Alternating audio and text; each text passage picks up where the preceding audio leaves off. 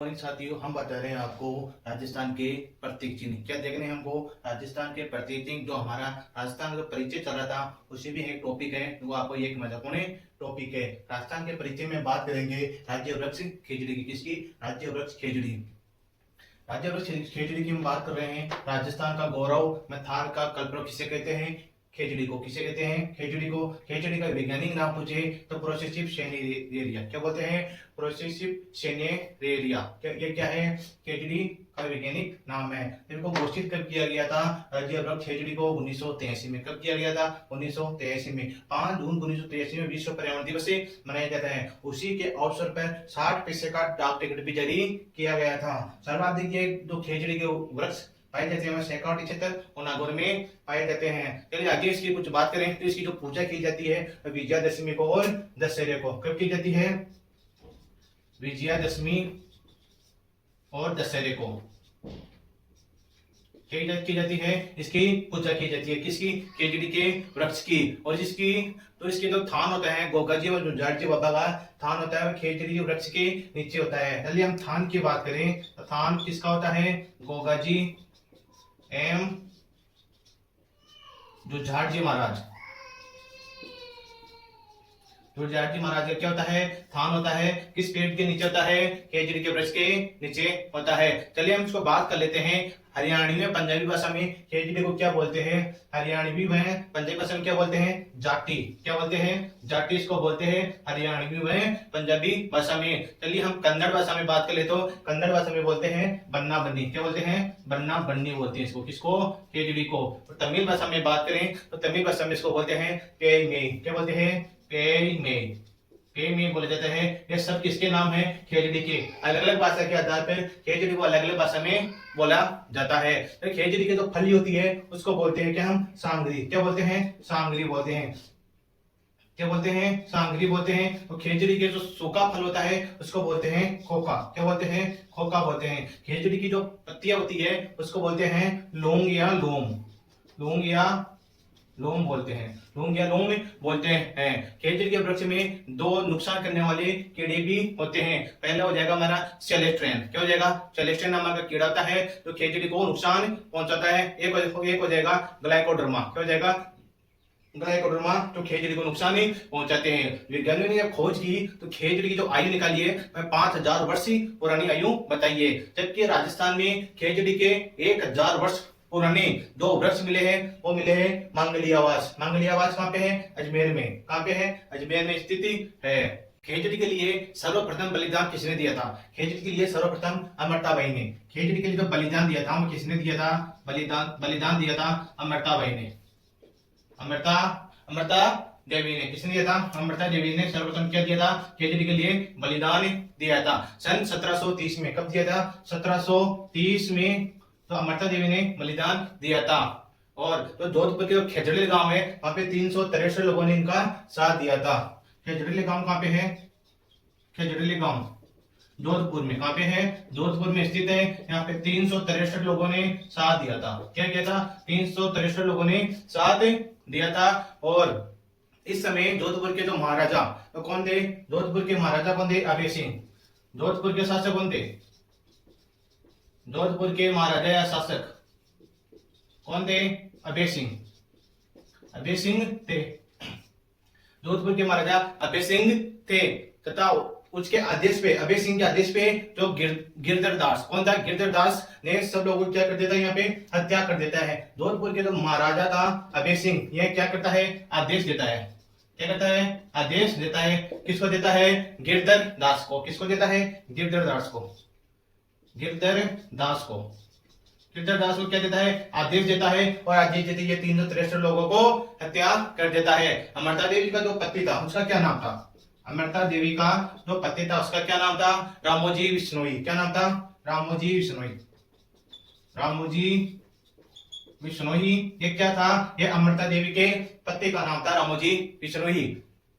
12 सितंबर को प्रत्येक वृक्ष खेजड़ी दिवस मनाया जाता है। खेजड़ी दिवस कब मनाया जाता है? 12 सितंबर को। खेजड़ी दिवस की बात करें तो कब मनाया जाता है? 12 सितंबर को मनाया जाता है। कब मनाया जाता है? 12 सितंबर को खेजड़ी दिवस मनाया जाता है। यदि आपको तारीख पूछ ले यदि आपको तारीख तो बता दी 12 सितंबर, आपको सन पूछ ले तो सन हो जाएगी 1978। कब हो जाएगी 1978। तो खिलौना दिवस मनाया जाता है 12 सितंबर 1978 को। कब मनाया जाता है 12 सितंबर 1978 को। और ये वन्य जीव जो संरक्षण के लिए जो सर्वश्रेष्ठ आपको पुरस्कार दिया जाता है वह अमृता देवी वन्य जीव पुरस्कार। इस पुरस्कार की शुरुआत, ये पुरस्कार भी दिया जाता है अमृता देवी के नाम से। इस पुरस्कार की जो शुरुआत होती है वह कब होती है 1994 को। कब होती है 1994 को इसकी शुरुआत कर देते हैं। और यह शुरुआत करने के बाद इसको जो संस्था में कितने रुपए दिए जाते हैं 50,000 रुपए। संस्था में तो कितने दिए जाते हैं 50,000 रुपए। और व्यक्ति को कितने दिए जाते हैं 25,000 रुपए। संस्था में 50,000 और व्यक्ति को 25,000 रुपए दिए जाते हैं। तो प्रथम अमृता देवी जो वन्य जीव तो पुरस्कार में वह किसको दिया गया था, वह किसको दिया गया था गंगाराम को। किसको दिया गया था गंगाराम बिश्नोई को। गंगाराम बिश्नोई को। ये कहां के रहने वाला था पालिका। कहां के रहने वाला था गंगाराम बिश्नोई। सर्वप्रथम तो अमृता देवी वन्य जीव संरक्षण के रूप में इसको क्या दिया गया था पुरस्कृत किया गया था। इसका नाम था गंगाराम बिश्नोई। यह पालिका रहने वाला था। राज्य सरकार ने क्या किया था जीव जंतु कल्याण बोर्ड का नाम बदलकर जो अमृता देवी राज्य जीव कल्याण बोर्ड का अहम निर्णय लिया गया था। जब भी जो सर्वश्रेष्ठ पुरस्कार दिया गया था उसका जो नाम था वह था जीव जंतु कल्याण बोर्ड। उसका नाम चेंज कर दिया गया है। नाम चेंज करके क्या कर दिया अमृता देवी राज्य जीव जंतु कल्याण बोर्ड कर दिया है। ऑपरेशन खजड़ा की शुरुआत कब होती है। ऑपरेशन खजड़ा की शुरुआत 1991 में होती है। हो सकता है प्रश्न ऑपरेशन खजड़ा की शुरुआत कब होती है 1991 में। कब होती है 1991 में होती है। चलिए आगे देखेंगे राज्य पुष्टि रोहिड़ा। हमारा खेल हो गया। अब पढ़ेंगे राज्य पुष्टि रोहिड़ा के बारे में। पहले आप जाके चैनल को सब्सक्राइब कर दे, बेल आइकन ऑन कर दे और क्लास को अपने दोस्तों के पास शेयर कर दे और लाइक करना बिल्कुल भी ना भूले। बात करते हैं राज्य पुष्टि रोहिड़ा। इसकी बात करते हैं रोहिड़ा की। रोहिड़ा को राज्य पुष्प कब घोषित किया गया याद रखना 21 अक्टूबर 1983 को। कब किया गया 21 अक्टूबर 1983 को इसको राज्य पुष्प घोषित कर दिया गया था। कब किया था 21 अक्टूबर 1983 को यह घोषित कर दिया गया था। राज्य पुष्प को क्या बोलते हैं मरुसोबा या रेगिस्तान का सागवान। क्या क्या बोलते हैं मरुसोबा या रेगिस्तान का सागवान। रेगिस्तान का सागवान।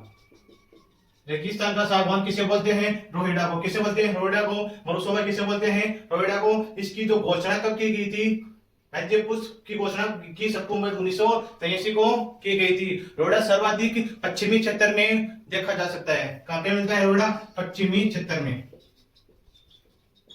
पश्चिमी क्षेत्र में ज्यादा देखा जाता है। कहां पे पश्चिमी क्षेत्र में। कौन सा हमारा राज्य पुष्प रोहिड़ा को। और ये चीजें वो फूल खिलते हैं वह कब खिलते हैं मार्च अप्रैल में। कब खिलते हैं मार्च अप्रैल में। मार्च अप्रैल में इसके फूल खिलते हैं। इसका जो रंग होता है वह कैसा होता है। रंग की बात करें तो गहरा केसरिया। कैसा होता है गहरा केसरिया। इसका रंग की बात करें तो वह गहरा केसरिया रंग होता है। जोधपुर में रोहिड़े को क्या बोलते हैं जोधपुर में मारवाड़ टिक। जोधपुर में रोहिड़े को क्या बोलते हैं जोधपुर में रोहिड़े को क्या बोलते हैं मारवाड़ किट के नाम से जाना जाता है। याद रखना ये सब बातें। रेगिस्तान का सागवान किसे बोलते हैं रोहिड़ा को। इसका रंग कैसा होता है जो उसके फूल होते हैं उसका रंग होता है गहरा केसरिया। ये मार्च अप्रैल में अपने फूल को खिलता है। इसकी जो घोषणा होती है वह 21 अक्टूबर 1983 में इसको घोषित कर दिया जाता है। इसको मरुसोबा भी बोला जाता है और ये पश्चिमी क्षेत्र में हमको देखने को मिलता है। और जोधपुर में मारवाड़ किट के नाम से ये जाना जाता है। हम बात करें राज्य पशु चिंकारा में ऊंट की। किसकी बात करेंगे राज्य पशु और ऊंट की। हमारे जो राज्य पशु कौन कौन से हैं चिंकारा व ऊंट की। चलिए देखते हैं चिंकारा और ऊंट।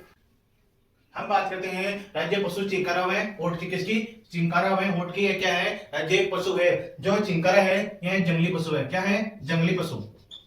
इसको बोलते हैं जंगली पशु। जो ऊंट है ये क्या है पालतू पशु बोलते हैं। चिंकारा जंगली पशु है यह है पालतू पशु है। इसकी दो श्रेणियां हैं जंगली पशु और पालतू पशु। चिंकारा को 1981 में राज्य पशु घोषित कर दिया गया। चिंकारा को कब किया गया था याद रखना 1981 में। कब किया था 1981 में। 1981 में याद रखना इसको राज्य पशु घोषित कर दिया गया था। यह है इसका वैज्ञानिक नाम पूछे तो गजेला बेनेटी। वैज्ञानिक नाम पूछे तो गजेटा बेनेटी। ये क्या है इसका वैज्ञानिक नाम है। किसका वैज्ञानिक नाम है चिंकारा का।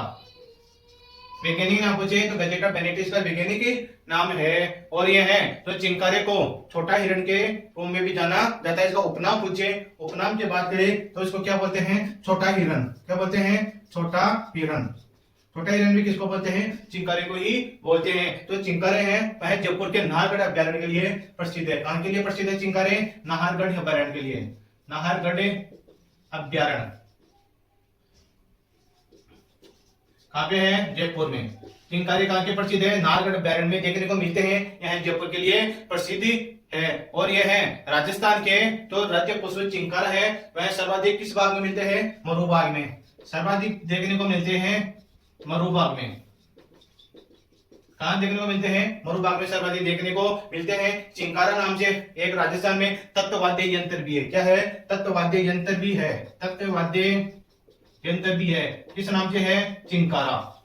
चिंकारा नाम से राजस्थान में तत्ववाद्य यंत्र भी है। हम बात करते हैं ऊंट की। ऊंट को राज्य पशु कब घोषित किया गया था, 30 जून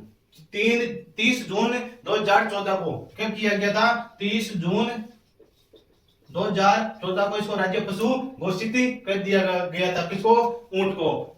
और इसकी तो घोषणा कब की गई थी, घोषणा कब की थी, 19 सितंबर 2014 को। 19 घोषणा की तो क्या इसको दर्जा दे दिया जाता है, राज्य पशु घोषित कर दिया जाता है। इसकी तो घोषणा करता है, घोषणा 19 सितंबर को। कब करता है, 19 सितंबर 2014 को।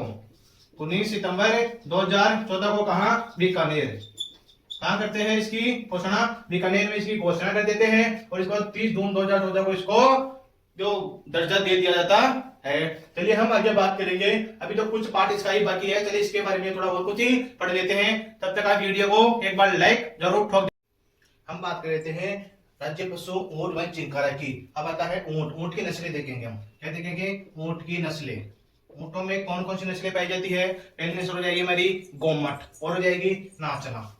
गोमट हो गई, नाचना हो गई। गोमट हो गई, नाचना हो गई, जैसलमेरी हो गई, अलवरी हो गई। जैसलमेरी हो गई, अलवरी हो गई और बीकानेरी। ये सब क्या है, ऊंट की नस्लें। क्या है, ऊंट की नस्लें हैं। राजस्थान के जो ऊंटों के लोक देवता, ऊंटों के तो लोक देवता है वह कौन से हैं, पाबूजी। ऊंटों के लोक देवता, ऊंटों के लोक देवता कौन है, पाबूजी। कौन लेंगे, ऊंटों के लोक देवता बाबूजी हो जाएंगे। राजस्थान में जो ऊंट पालने के लिए रेबारी जाति प्रसिद्ध है। जो ऊंट पालती है तो कौन सी जाति है, रेबारी। कौन सी जाति प्रसिद्ध है, रेबारी। रेबारी जाति प्रसिद्ध है ऊंट पालने के लिए। ऊंट की खाल पर किए जाने वाली कला को क्या कहते हैं, उस्ता कला। ऊंट की खाल पे किए जाने वाली कला को क्या कहते हैं, उस्ता कला। क्या कहा जाता है, उस्ता कला कहा जाता है। तो ऊंटनी के दूध में सर्वाधिक मात्रा किस विटामिन की पाई जाती है, वह पाई जाती है विटामिन सी। विटामिन सी की सर्वाधिक ऊंटनी के दूध में विटामिन सी की मात्रा पाई जाती है। अब एक बात ऊंटनी की, तो एकमात्र है वो डेयरी। डेयरी कहां पे है, दूध डेयरी। ऊंटनी की एकमात्र दूध डेयरी कहां पे है, उसका नाम है अरमोल डेयरी। जो भारत की एकमात्र ऊंटनी की डेयरी है वह कहां स्थित है, ऊंटनी की एकमात्र डेयरी है। कहां पे है, बीकानेर में।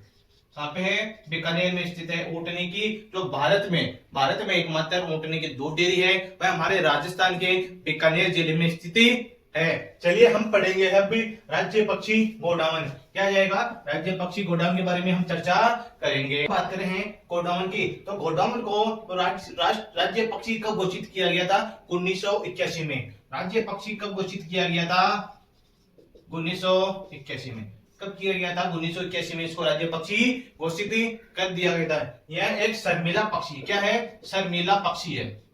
शर्मिला पक्षी भी बोलते हैं किसको, गोडावण को। क्या बोलते हैं, शर्मिला पक्षी भी बोलते हैं। तथा गोडावण के जो सारंग हो गया, पूकना हो गया है, तो कंजर हो गया, बड़ा तिल्लोर हो गया, इसी नाम से भी इसको जाना जाता है। तो गोडावण है वो हाड़ौती क्षेत्र में माल मोरड़ी के नाम से जाना जाता है। कहां पे, हाड़ौती क्षेत्र में माल माल मोरनी के नाम से भी जाना जाता है। राजस्थान में जो गोडाउन पक्षी है वह 3 जिलों में देखने को मिलता है। पहला हो जाएगा हमारा मरु उद्यान। मरु उद्यान कहाँ स्थित है? जैसलमेर और बाड़मेर। यहाँ पे जैसलमेर और बाड़मेर। फिर हमारा 2 नंबर पे आ जाएगा सोरसन। क्या जाएगा? सोरसन कहाँ पे है? 12। सोरसन कहाँ पे है? 12 में। फिर हमारा 3 नंबर पे आ जाएगा साकलिया। साकलिया कहाँ पे है? अजमेर में। साकलिया कहाँ पे है? अजमेर में स्थित है। ये 3 जगह है ये पक्षी देखने को हमको मिलता है। चलिए इसके बारे में देखते हैं। और गोडाउन का जो प्रजनन केंद्र है वह जोधपुर जंतुवाले में स्थित है। तो प्रजनन केंद्र की बात करें, प्रजनन केंद्र कहाँ स्थित है? जोधपुर में। जोधपुर में स्थित है। किसका? गोडाउन का। किसका? गोडाउन का जो प्रजनन केंद्र की बात करें वह जोधपुर में स्थित है। और यह मूलतः अफ्रीका का पक्षी है। पक्षी कहाँ का है? अफ्रीका का। अफ्रीका का पक्षी है। कौन? गोडाउन पक्षी है। जब इसकी भोजन की बात करें तो इसके भोजन हो गया तारामीरा और मूंगफली। भोजन की बात करें तो भोजन मूंगफली और तारामीरा। मूंगफली और तारामीरा। इसके जो ऊपर का जो कलर की बात करें तो हल्का नीला रंग का होता है। तो इसके जो ऊपर होता है ना, जो पक्षी है, इसे ऊपर सिर के ऊपर जो रंग होता है वह हल्का नीला रंग का होता है। कैसे होता है? हल्का नीला रंग का होता है। गोडाउन राजस्थान के अलावा गुजरात में सर्वाधिक देखा जाता है। और कहाँ पे देखा जाता है इसको? गुजरात, राजस्थान के अलावा गुजरात में भी ये देखा जाता है। चलिए हम बात करते हैं राज्य गीत की। राज्य गीत कौन सा हमारा? केसरिया बालम आओ नी पधारो मारे देश। इसकी हम कहते हैं राज्य गीत की। राज्य गीत कौन सा हमारा? केसरिया बालम आओ नी पधारो मारे देश। सर्वप्रथम इस गीत को कौन गाया गया था? मांगी बाई द्वारा। मांगी बाई कहाँ की थी? उदयपुर की। सर्वप्रथम ये गीत किसने गाया था? मांगी बाई ने। मांगी बाई ने कहाँ की थी?